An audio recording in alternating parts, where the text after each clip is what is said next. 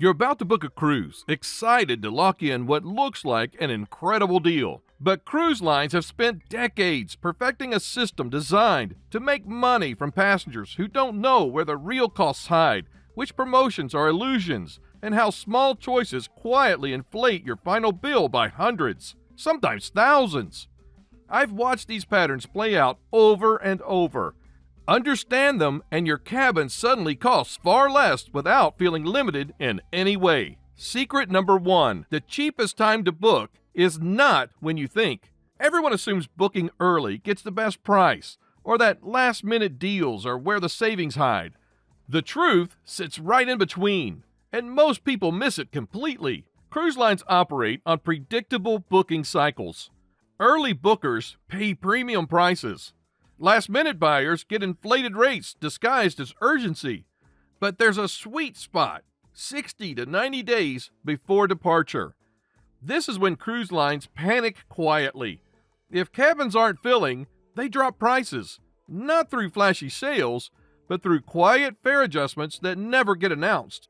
A $1,200 cabin booked 6 months out might drop to $700 at the 75-day mark. Same cabin, same itinerary. Cruise lines would rather sell a cabin at a discount than let it sail empty. Fixed costs like fuel, crew, and food don't change whether the ship is at 80% full or 95% full. Revenue from a discounted cabin is still better than no revenue at all. The challenge is these price drops aren't marketed.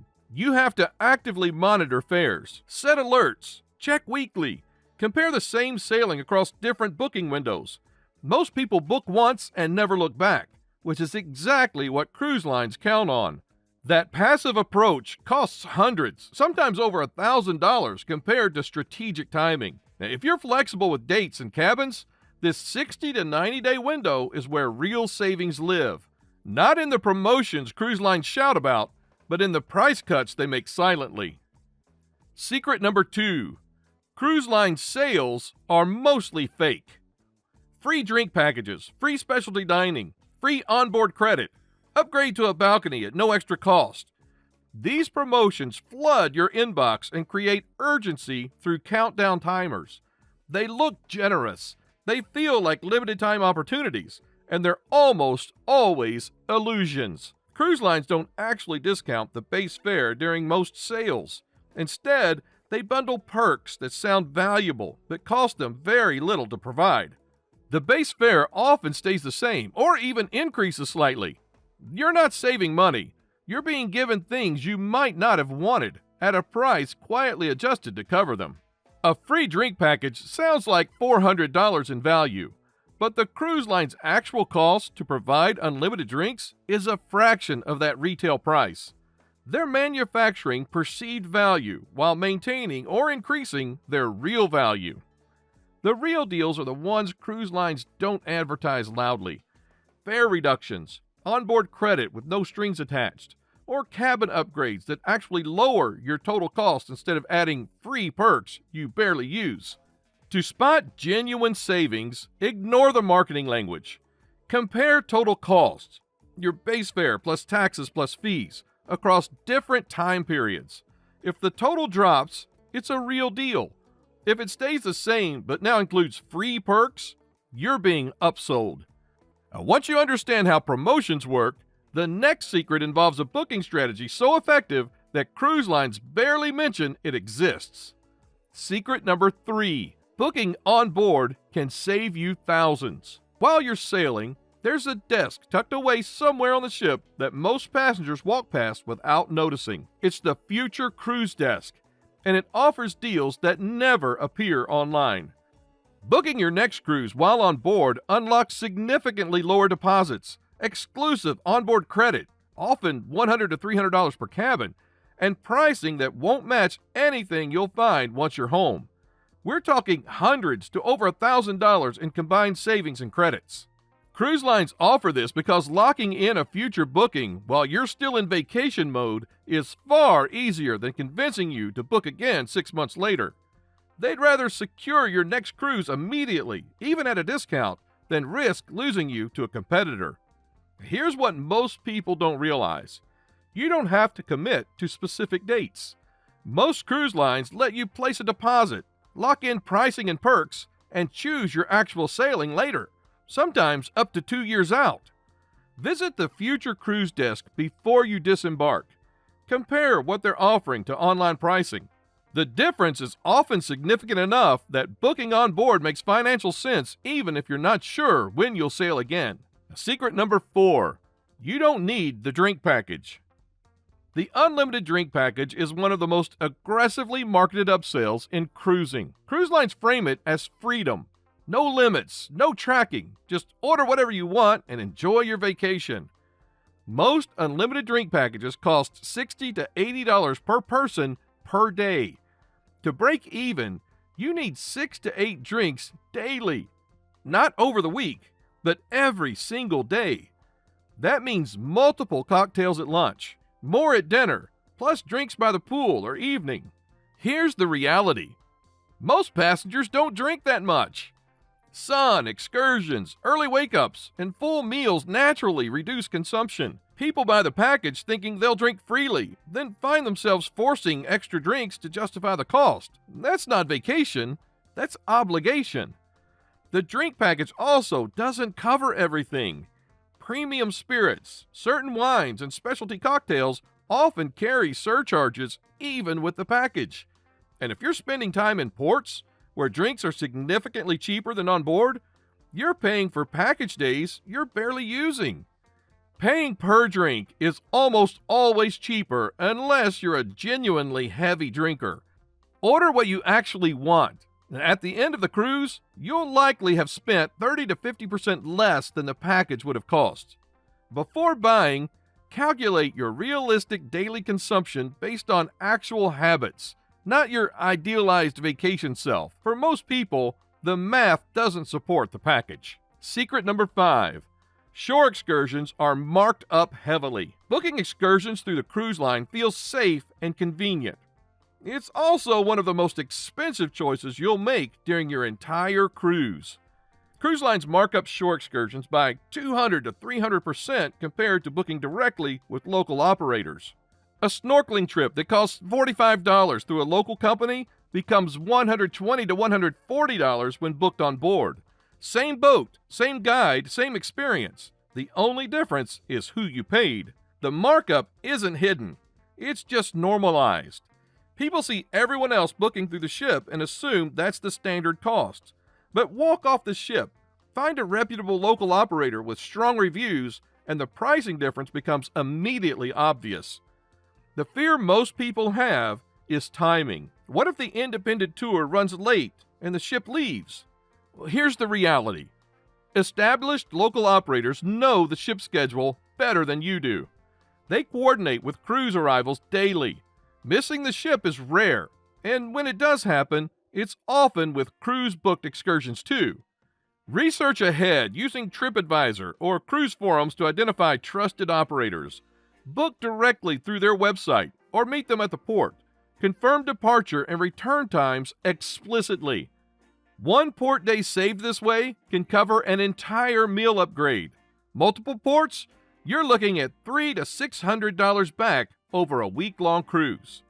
While you're rethinking excursions, the next secret tackles another area where cruise lines quietly extract hundreds through convenience and perception. Secret number 6. Specialty dining is a high-margin upsell.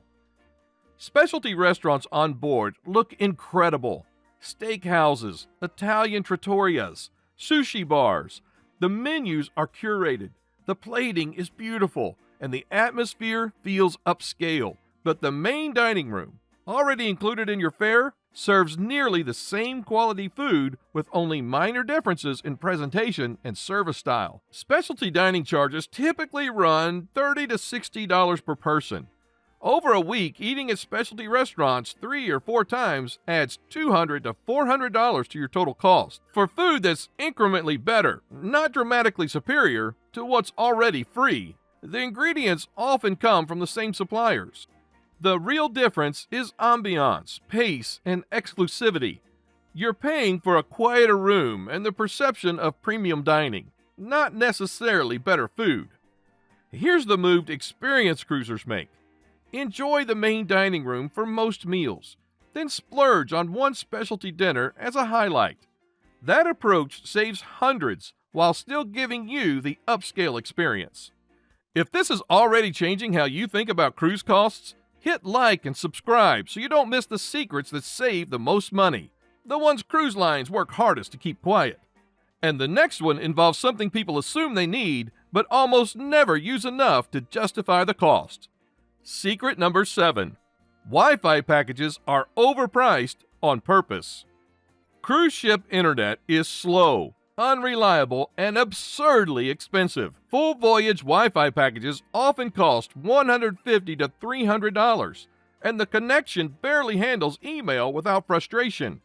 Streaming is nearly impossible. Video calls drop constantly. Even loading a web page feels like a test of patience. Yet people buy these packages on day one, thinking they'll need constant connectivity. Then they realize they're barely using it. Cruise ship Wi-Fi is one of the highest margin profit centers on board. The infrastructure cost is low, the demand is high, and the pricing is deliberately inflated because passengers assume they have no alternatives. But you do. Most port towns offer free or inexpensive Wi-Fi at cafes or public areas. Download what you need, send messages, handle work emails, and disconnect again. This approach costs nothing and often delivers faster speed than the ship. If you genuinely need ship internet, buy it by the day instead of committing to a full cruise package. Another option: international phone plans.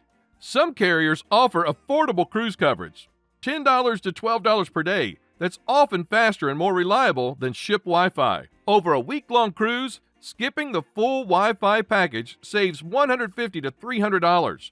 That's real money for something you'll barely miss once you adjust. Secret number 8. Never price cruises in the same browser twice. This one surprises people, and it works differently than most assume. Cruise line websites cache pricing and availability data. When you visit the same page repeatedly in the same browser, you often see stale data, yesterday's fare, last week's availability, or promotions that have already expired. Using incognito mode or a different browser forces the website to refresh and pull current pricing. This doesn't manipulate prices downward, it ensures you're seeing the most up-to-date fares and promotions instead of cached information. Cruise pricing changes frequently, daily, sometimes multiple times per day. If you're monitoring a specific sailing, checking in a fresh browser session ensures you're not making decisions based on outdated data. The habit to build. When comparing cruises or tracking a specific fare, always open a new incognito window. This removes the risk of booking based on information that's no longer current. Now that you're checking prices smarter, the next secret involves a charge that appears automatically but doesn't have to stay that way. Secret number 9. Gratuities are adjustable, but they don't tell you. Most cruise lines automatically add daily gratuities to your onboard account, usually $14 to $18 per person per day. These charges appear on your final bill, and most passengers simply accept them. This system feels automatic, mandatory, and non-negotiable, but it's not. Automatic gratuities can be adjusted or removed entirely at guest services. Cruise lines just don't advertise this. Automatic gratuities get pooled and distributed by the cruise line. If you remove them and tip in cash instead, you control exactly who receives what.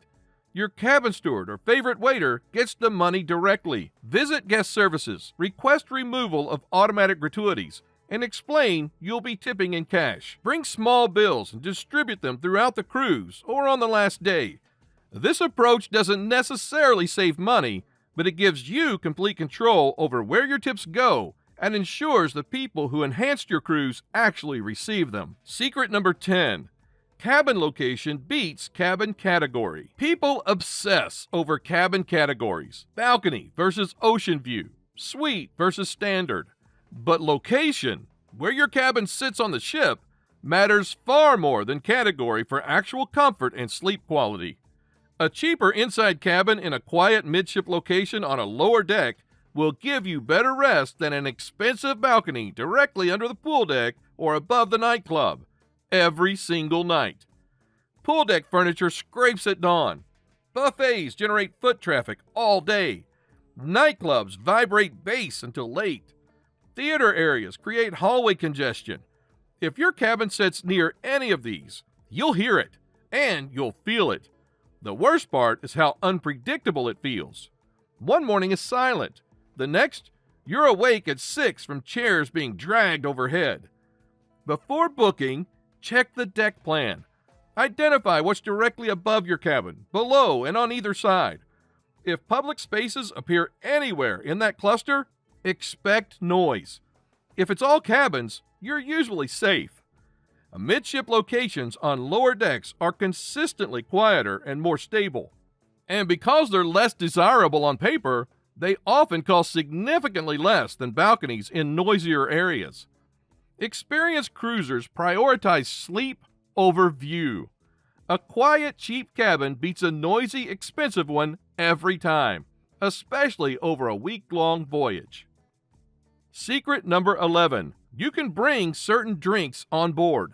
Most cruise lines allow passengers to bring a limited amount of wine, soda, and bottled water on board at embarkation.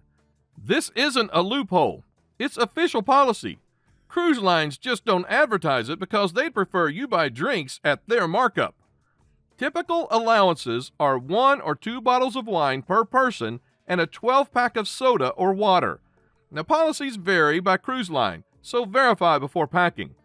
A bottle of wine on board costs $30 to $50. Buy it before embarkation? $8 to $15. Soda on ship runs $3 to $4 per can. Bring a 12-pack for $5. Over a week-long cruise, bringing your own drinks can easily save $100 to $200 per person. Pack wine in checked luggage wrapped carefully. Soda and water can go in checked bags, and security will scan, verify it's within limits, and wave you through. You're making a smart financial decision that cruise lines permit but don't promote. Use it without guilt. While you're bringing your own drinks, the next secret involves something cruise lines actively promote, but you should almost always ignore. Secret number 12. Port shopping talks are paid ads. During sea days, the cruise director hosts presentations about port shopping. They talk about exclusive deals, recommended stores, and special discounts. They sound helpful and genuinely interested in saving you money. They're not. These are paid advertisements, carefully disguised as advice. Cruise lines receive commissions from specific stores in port cities. When passengers shop at these recommended locations, the cruise line gets a percentage of every sale. The higher your purchase, the higher their cut. This is why shopping talks emphasize jewelry, watches, luxury goods, and high-ticket items. These generate the largest commissions. Now, the exclusive discounts you're promised are usually inflated starting prices with markdowns that bring items closer to, or sometimes above, normal retail pricing. The stores themselves know exactly what they're doing. They train staff to mention the cruise partnership. They offer free drinks or small gifts to shoppers who mention the ship. If you want to shop in port, ignore the recommended stores. Do your own research. Compare prices online before purchasing. Visit stores that aren't on the cruise line's list. You'll find better prices and more authentic experiences. Port shopping talks aren't advice. They're marketing. Treat them as such. Secret number 13. Cruise line insurance is overpriced. When booking a cruise, you'll be offered travel insurance directly from the cruise line. It's convenient. One click adds coverage. The pitch is that it's specifically designed for cruises. It's also almost always more expensive and less comprehensive than independent travel insurance, sometimes by 40 to 60%. Cruise line insurance policies are underwritten by external companies anyway. You're getting a white-labeled policy with cruise line markup. The coverage is often narrower, exclusions are broader, and the cost is inflated because convenience has value to the cruise lines, not to you. Third-party providers like Alliance, Travel Guard, TravelX, World Nomads offer more competitive pricing and better coverage for the same trip. They cover trip cancellation, medical emergencies, evacuation, luggage loss, and travel delays, just like cruise line policies, often with lower deductibles and higher coverage limits. Get a quote online. Compare coverage details side by side. Purchase the policy directly. It takes 10 minutes and can save you $100 to $300 depending on trip costs and coverage level. Some people worry that third-party insurance won't be accepted or will cause complications if something goes wrong. That's not how it works. Travel insurance is travel insurance. As long as the policy covers the risks you're insuring against, it doesn't matter who issued it. Insurance is one of those things people buy without comparison shopping. 15 minutes of research can save hundreds and provide better coverage. By the time you disembark, what you'll remember won't be the charges you avoided. It'll be the experiences you fully enjoyed without financial stress hovering in the background. The difference between a cruise that costs $2,000 and one that costs $3,500 often isn't the cabin or the itinerary. It's the onboard spending, the upcharges, the assumptions, and the decisions made without questioning whether they're actually necessary. Experienced cruisers don't feel restricted. They feel in control. They know where value exists and where markups hide. And that knowledge doesn't limit enjoyment, it funds it. Now, if this helped, hit like and subscribe. It tells me this kind of practical cruise advice is worth making more of. And drop a comment with the money-saving tip that made the biggest difference to you, or the mistake you learned the hard way. Cruising smarter isn't about spending less. It's about spending intentionally so your money goes toward what actually matters. Click the video on the screen. I'm sure you'll enjoy it. And remember, your voyage is just beginning.